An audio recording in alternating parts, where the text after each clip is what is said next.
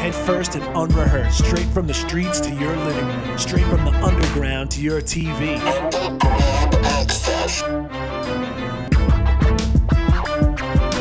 East to west and north to south, we're talking to the artists that you want to hear more about.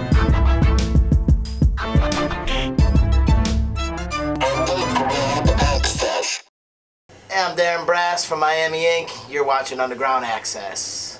What's up? I'm Justin and you're watching Underground Access. These days, the underground is the mainstream. From AFI to Fall Out Boy, it wasn't always peaches and cream for these bands. They started out playing little shows in basements, booking their own tours, and making their own t-shirts. So what we did was we went out and interviewed the next wave, the next crop of bands that someday you're all gonna be talking about. We caught up with Necro, the AKAs, 18 Visions, H2O, and a whole bunch of other bands. We got a whole bunch of live footage, and we're gonna talk to these bands about how they make ends meet when they're not on the road in between tours. So if it's for the underground that you thirst, you'll hear it here first on Underground Access. So we're here at Warped Tour 2006, hanging out with my good friend Mike Ski from the AKAs. That's great to run into you today. You too, man. I didn't think I'd even see you. I know, I haven't seen you in a while. It's a good time. So what's been going on with you guys? Well, we just finished up a full US tour with Anti-Flag and the Casualties, and we played Bamboozle. We've been working on a new record. I mean, I know you're a guy that's been in the scene for a very long time, way before all this. What do you do at home that's under the radar? I have a company doing art direction for record labels and merchandise companies, and I do everything for Fuel by Ramen Records. And I'm also a tattoo artist. I did that. I'm writing a book together with a friend that used to write for AP about tattoos and music for Derek Hess. Is it important to you to have your life sort of aligned with your music? When I was in high school, I would make flyers and demo covers for bands when demos were on cassettes. But I was doing Earth Crisis record covers for projects. And it's weird that like I did the same thing through college and now it's still what I do. And just grew up with it. Yeah, that's the most important thing, is to find a job that allows you to rock. A lot of kids see bands today and they see him up on stage and they see him as this like untouchable comic book hero. Right. Do you think it's important to sort of break that down and let them know that you're just a person just like them? I personally grew up in the hardcore scene where that was the mentality, where the bands were the same as the kids in the crowd. You know, and this is like a whole different thing. I mean, I know you guys are pretty vocal and outspoken about certain causes and stuff. What are some of the things you feel that the AKA's fans should know about? Me, I grew up with like tables at shows with like tons of animal rights stuff, but like these are the kind of kids that have never thought of the possibility of being vegetarian, which is something that, you know, 4 out of 5 of us are vegetarian. We're in the new PETA 2 movie. There's a group that's set up today, Shirts for a Cure, that make shirts of bands and sell them, and the proceeds go to benefit cancer research, which is something that's awesome. Well, thanks for hanging out. Thank you for having me. It's so awesome to see you. I love it. Good seeing you, man. Yeah, look for our new record called Write More Letters early next year, and massive touring to follow.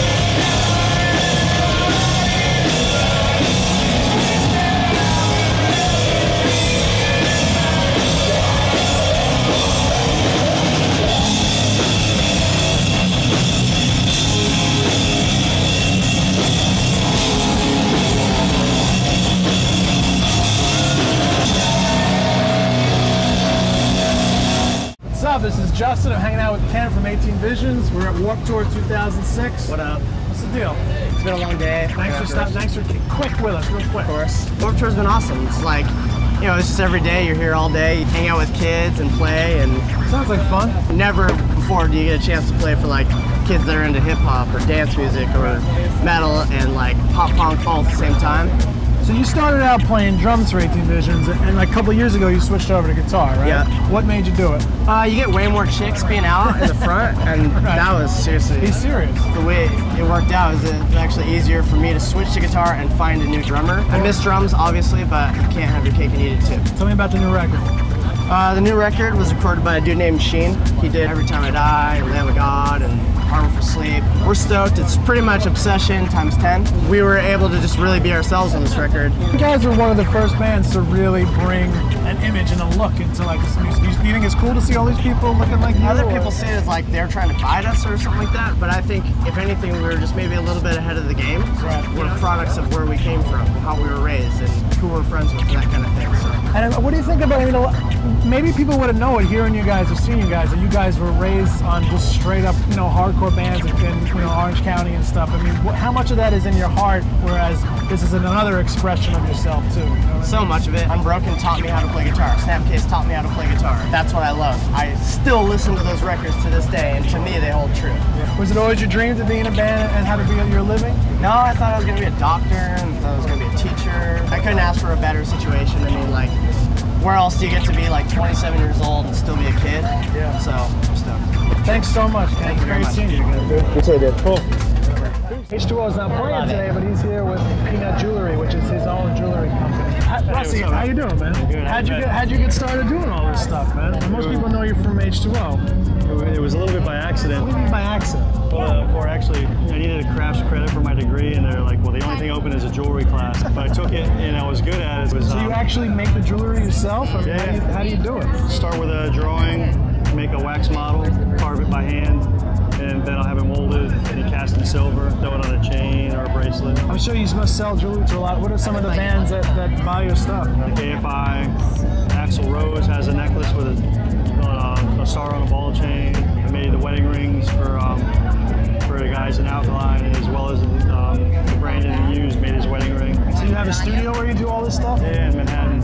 What's up with H2O? Gonna work on a new record. Awesome. Finally, 5 years later. We've been recording back and forth easily for the last 3 years. You were saying you're recording with Dylan, he's the sound guy for the Misfits. What keeps you going after all these years being involved in punk rock? The connection. When I grew up on punk rock, it was more political, and it was very open-minded. I mean, I know H2O, you were like on the first Warped Tour, weren't you? Like on some of the really early incarnations?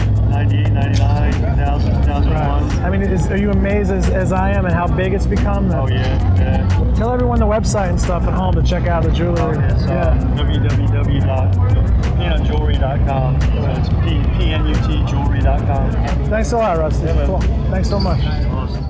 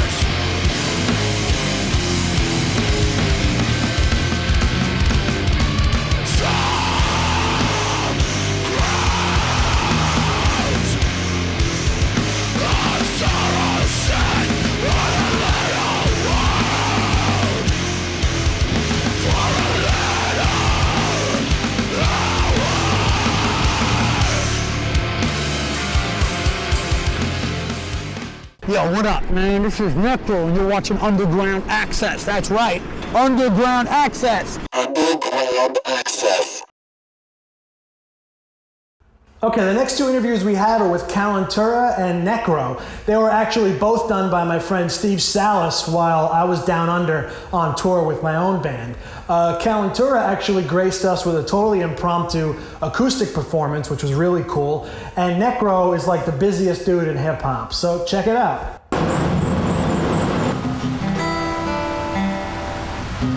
Hey, my little Buddha, why'd you look look so sad and tired and bored? Are you tired of being ignored? So let them build walls and leave outside of them. You're still strong enough to find a seed of good in them and let it grow. Let it go, nothing matters anyway.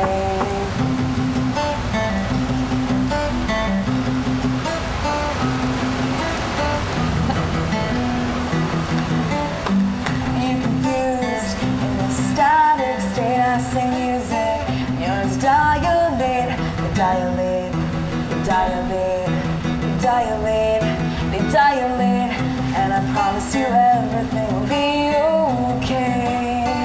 Just meditate, meditate, meditate, meditate, meditate, and hold on, sailor, it'll be over soon. These April showers leave May in bloom. So let it grow. And if you're confused in this static state, I'll stay music, and yours dilate, they dilate, they dilate, they dilate, they dilate, oh.